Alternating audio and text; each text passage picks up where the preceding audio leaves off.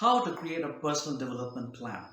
Now, before I tell you how to create a personal development plan, I want to warn you how not to create a personal development plan. We discussed in the last session that a personal development plan is a plan that helps you to move from A to B, from A to point B, which is your desired goal. Now, many times the mistake that most people do is that they define point B even before knowing where they really are. The mistake they make is that they write out their goals straight away and build their entire plan on faulty reading. It is faulty because the goals and career choices are not clearly thought through. Now, imagine for a minute that you're stranded in a dense forest or in a foreign land. The most important tool for navigation is a map, isn't it?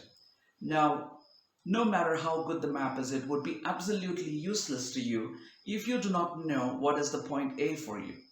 The "you are here" information is very important for you to know where you really are, right? Now, that's exactly what we need to do in creating a PDP. The framework of a PDP begins with self-inventory.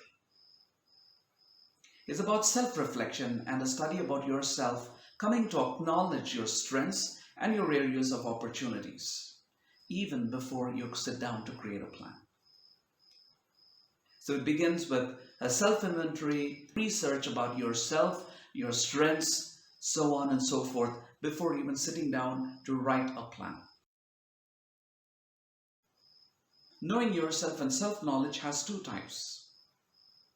The first one is internal self-awareness, or understanding why you do what you do and why you do certain things in a certain way. What motivates you? What drives you? What gives you the greatest joy, the greatest fulfillment in your life? And what are you really great at, and what comes naturally to you? Why do you enjoy certain things more than other things? So the second thing, it's about external awareness. It's about accurately discovering how others see you, how others perceive you. Therefore, receiving feedback from others, especially your managers, your colleagues, and other people, helps you to become more self-aware of both your strengths and areas that you need to work on, as well as how others perceive you, because there are blind spots, right? Now, blind spots are those areas that you cannot see, but others can see in you. These blind spots could also be your strengths. There are some hidden strengths that you might not be aware of until somebody else finds it in you and points it out to you. And then you realize, oh, really? Was that a strength? I never knew that. It's great to collect feedback from stakeholders, from your peers, from managers, from people that you interact with. Now, this is really very powerful because you need to ask the right questions in order to get the right answers. You will always get the most value from these questions alone. One of the most important questions that you would ask is, what should I continue to do? Number two, what should I stop doing? And the third, of course, is, what should I start doing? Now, these questions are very powerful because the very nature of these questions they have this directness, the depth, and the coverage. Now, these questions are the basis of most of the 360-degree feedback methods. When you ask these questions, you are actually asking what you do that is effective. Secondly, what you do that is not effective. And thirdly, what you must do now to increase your effectiveness.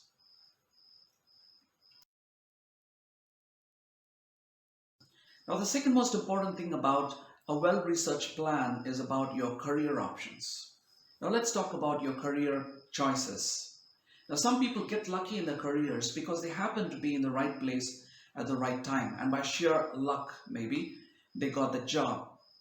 Now, after they get the job, they hit the floor and they find that they often struggle and they no longer enjoy the work.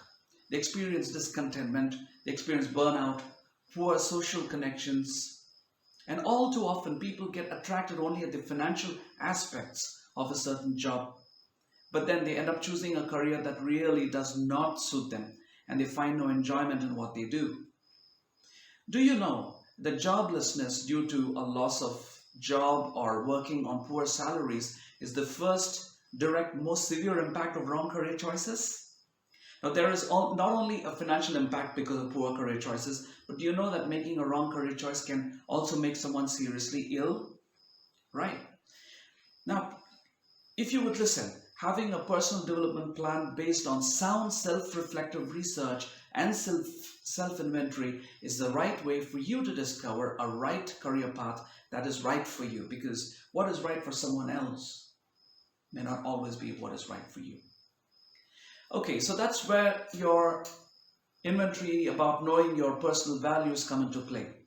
Once you choose a career that is compatible with your personal values, friends, you'll find that your job satisfaction level, your motivation, your commitment, and your performance will be really high. You'll not only enjoy doing your job, but will have the opportunity to progress in that career path more easily. Okay? Now let's say that you have done your self-inventory, you've gathered your feedback. Once you receive the feedback, it is very important that you sift through the feedback and look at common themes that are emerging from the feedback.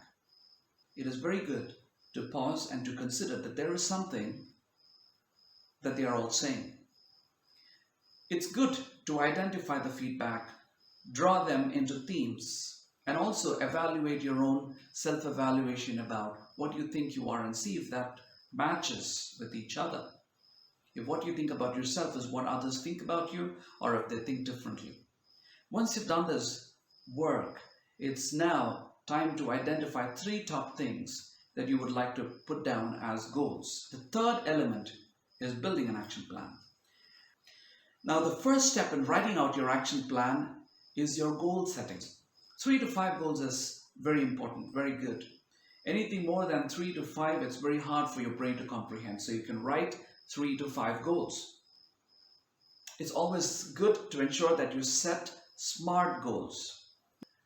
SMART goals as in simple, measurable, attainable, relevant, and time-bound. But you can also make it smarter. The E and R are evaluated and reviewed. Now, it's very important for us to know that there are 3 kinds of goals. The first one is operational goal. Second is a tactile goal. And the third is a strategic goal, which is a long-term vision. The strategic goal usually stretches for 3 to 5 years. It's a vision. It's a long-term plan. A tactile goal can range anywhere between 1 to 2 years, or maximum roughly about a year and a half.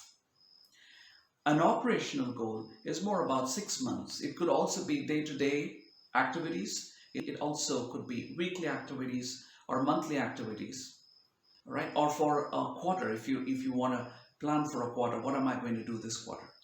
So you actually start with the end picture in mind. You begin with a strategy goal, and that's the place where you want to be. You are here, but this is the desired area where you want to be, and you start creating your plan by breaking it down into smaller components. You take a strategic goal and you look at breaking it into components, as in tactile goals, a set of tactile goals, and these tactile goals are further broken down into their subcomponents as operational goals. And operational goals are then further broken down into checklists or day-to-day activities, or what you want to do, what you want to achieve in a certain month or in a certain quarter. That will help you, because you will now have a set of things to do, and you're feeding your long-term goal into shorter, smaller activities that is fed into your daily routine or your activity. Fantastic. Now that you've identified your goals, the next step is to go ahead and write it. Now, there is no set format in order for you to write a PDP. It's always good to have your own format, because the first word in a PDP is the first letter. P stands for personal. So you write down in a certain format that works good for you. Sometimes people make lofty plans, they write elaborate plans and make it too complicated for themselves. In certain cases, people make it so simple that they lose interest in it. So how are you going to spell out each of these things? It's very important, right? So you create your own format. All right, now that you've identified your goals, the next step is to develop through learning choices. Now, selecting areas of focus, setting your schedule, and monitoring your progress is very important. Someone who has passed that road. If you want to become a manager, you need to find somebody who was in your role, but then later on moved into the role of a manager. Someone who has traversed that path, someone who has been in the place where you are and who has moved to the next level. That person is a mentor.